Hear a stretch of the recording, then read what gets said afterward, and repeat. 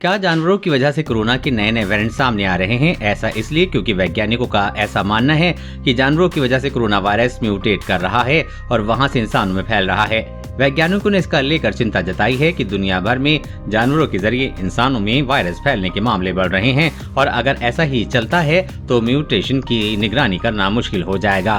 SARS-CoV-2 यानी कि corona का वायरस कहां से आया, इसे लेकर अभी कोई एक राय नहीं है। हालांकि कुछ वैज्ञानिकों का मानना है कि हो सकता है कि वायरस चमगादड़ के जरिए इंसानों में आया हो या फिर चीन के वुहान मार्केट में किसी और जानवर के जरिए से वहां आया हो। कुछ वैज्ञानिक ऐसा भी मानते हैं कि भारत समेत दुनिया भर में कोरोना की नई लहर लेकर आने वाला ओमिक्रॉन वेरिएंट इंसानों में म्यूटेट करने की बजाय जानवरों से ही म्यूटेट करके फैला हो।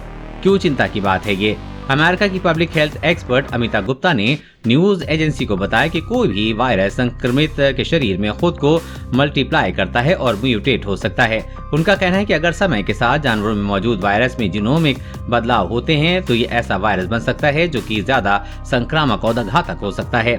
वहीं जॉन्स हॉपकिंस यूनिवर्सिटी के इन्फेक्शियस डिजीज डिवीजन से जुड़े एक प्रोफेसर ने बताया है कि जानवरों में SARS-CoV-2 में छोटा सा म्यूटेशन भी इंसानों के लिए बहुत ज्यादा संक्रामक और जानलेवा हो सकता है। अभी तक जानवरों में विकसित होने वाला वायरस से इंसानों से संक्रमित होने की संख्या तय नहीं है, लेकिन पिछले हफ्ते अमेरिका के centre for disease control and prevention ने बताया था कि मिशिगन में कम से कम 4 लोग ऐसे मिले हैं जिनमें कोरोना का वही वर्जन मिला था जो मिंक जानवरों की एक प्रजाति में पाया गया था।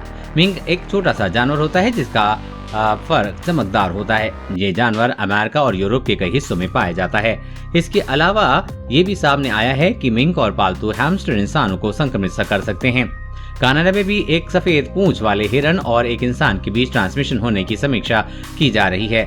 विश्व स्वास्थ्य संगठन ने हाल ही में कहा था कि अभी तक इंसानों में कोरोना के फैलने से जानवरों की भूमिका सामने नहीं आई है, लेकिन जानवरों में इस वायरस के फैलने से आने वाले समय में इंसान प्रभावित हो सकते हैं और इससे नए वेरिएंट सामने आ सकते हैं।